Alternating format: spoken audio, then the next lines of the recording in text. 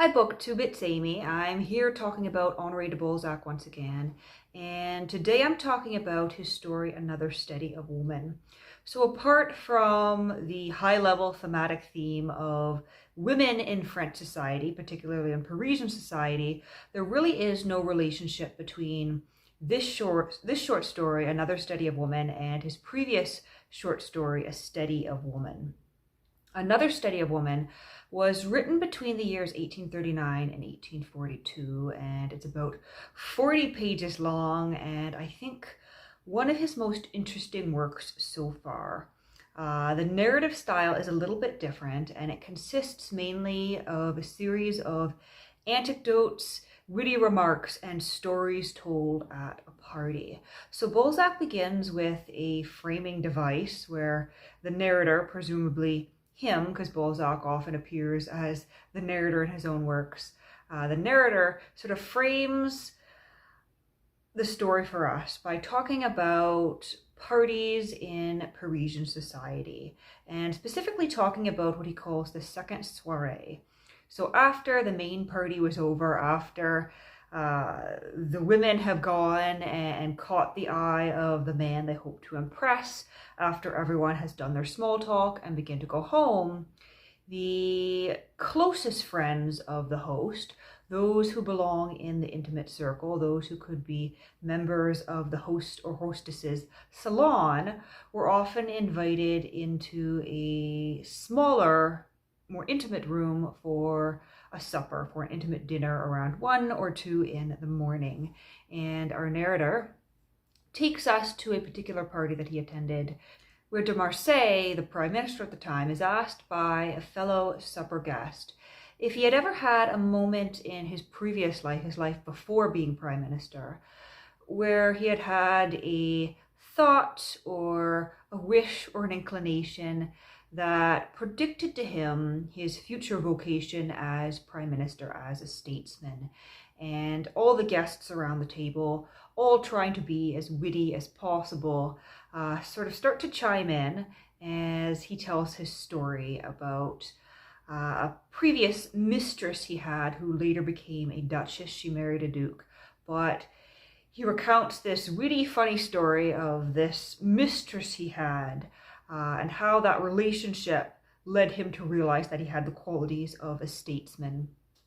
And from there, all the guests begin to talk about the changes that have taken place in society, women, since the Restoration, since the introduction of the Napoleonic Code, and since the Revolution of July 1830. And the narrator, as Balzac often does in his stories, puts great stock in that July Revolution of 1830, sort of emphasizing through the comments of the characters in this story the negative impact that it had on society. I get the impression throughout the works in the human comedy I've read so far that Balzac really thought that everyone was better off before the revolution and before the Napoleonic Code was put in place. But it's quite an interesting and fun story and humorous story to read, but at times it does get quite dark.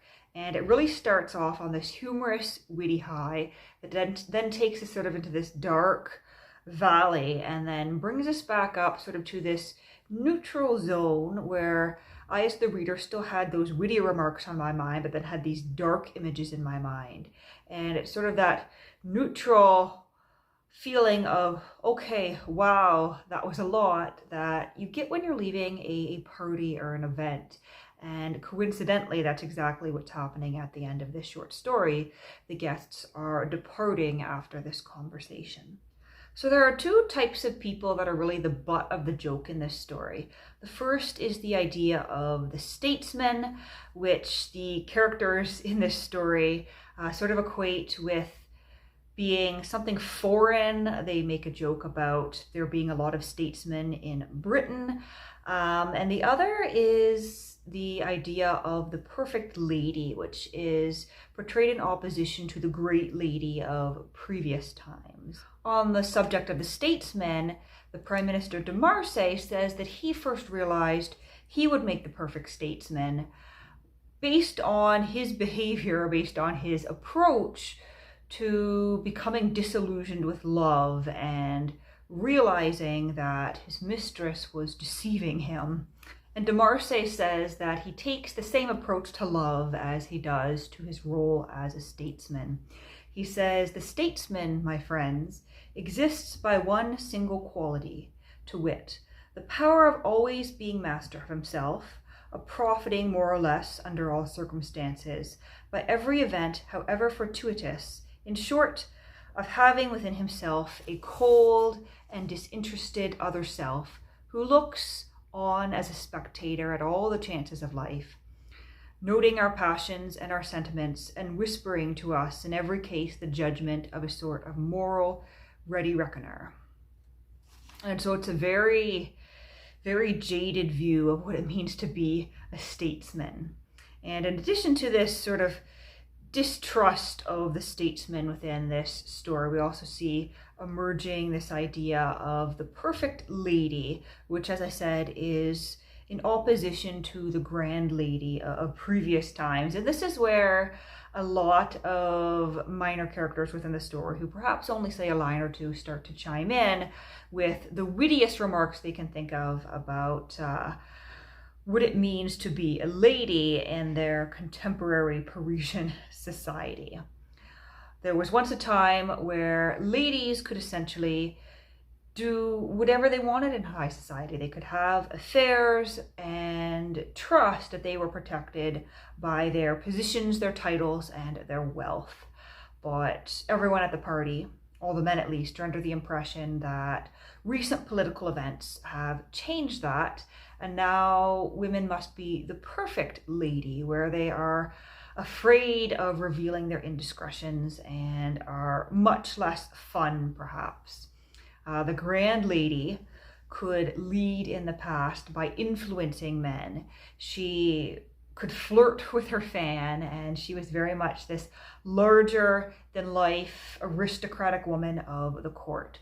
Whereas the proper lady that the men begin to describe is, as I said, more meek and almost afraid of losing her position. And the only thing that distinguishes her from the bourgeois woman, from the town woman, is perhaps the quality of her clothing, the fact that she's not constantly adjusting her corset.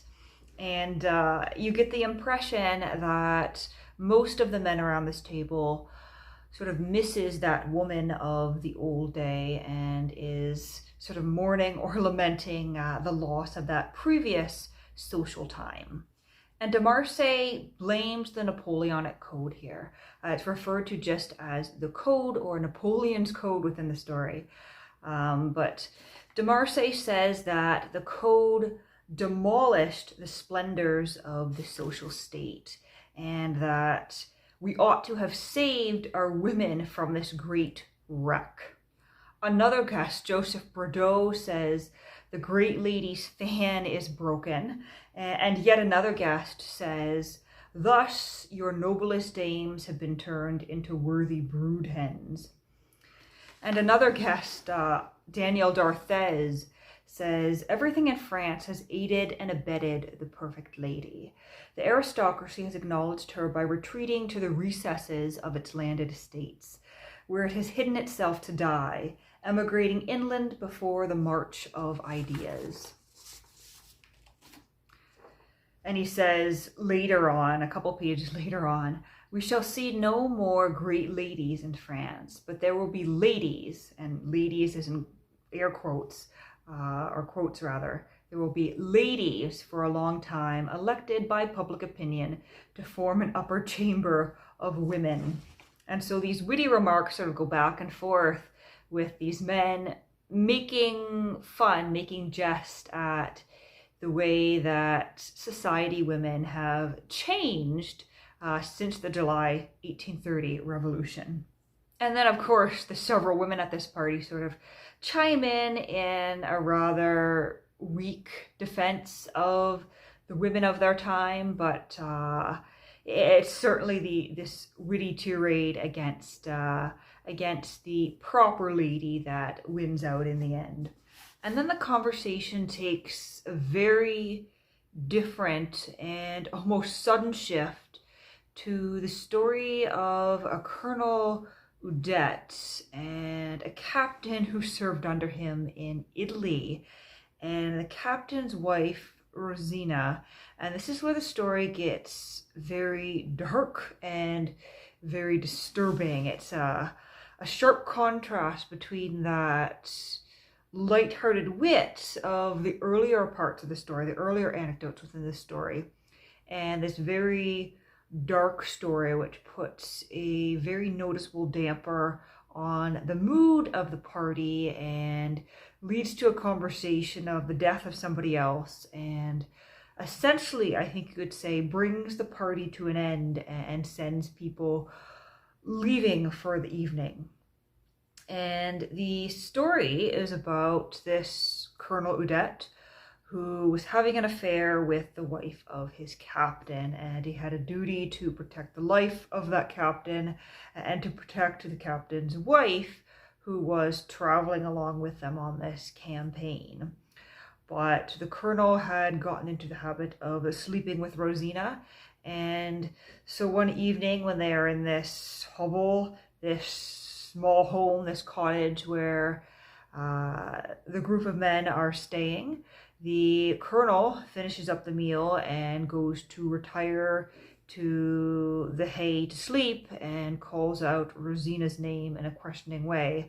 While Rosina's husband, the captain, is sitting at the table with these other men, and Rosina sort of hesitates, but eventually on the second or the third time that the colonel is calling her name with some frustration in his voice, off she goes, following him into the hay, presumably to sleep with him.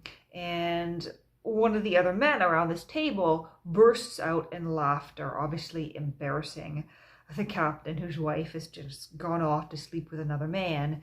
And the story makes a jump to the next morning where the men are out and they turn to take one last look at this house where they had been staying, because they hear something funny in the distance and they realize the entire house is in flames and they can hear a woman screaming. And then along comes the captain, who has presumably fought some sort of duel with the colonel and killed his own wife, presumably. Balzac writes, "We all looked round, seized by I know not what impulse of terror. We no longer saw the house, but a huge bonfire. The farmhouse had been barricaded and was in flames. Swirls of smoke borne on the wind brought us hoarse cries and an indescribable pungent smell. A few yards behind, the captain was quietly approaching to join our caravan. We gazed at him in silence, for no one dared question him. But he, understanding our curiosity, pointed at his breast with the forefinger of his right hand and waving in the direction of the fire." And then that sort of brings to the conclusion this very horrifying story, and Madame de Morcarnet, who is at this dinner party listening, says, "It would be frightful to let us leave with this horrible picture in our memory. I shall dream of it." And so the dinner party essentially ends on this very dark note, but they do make one last attempt to salvage it, but it does end with a story about a woman dying of pulmonary consumption in the last stage. So it is a very, very dark story in that regard.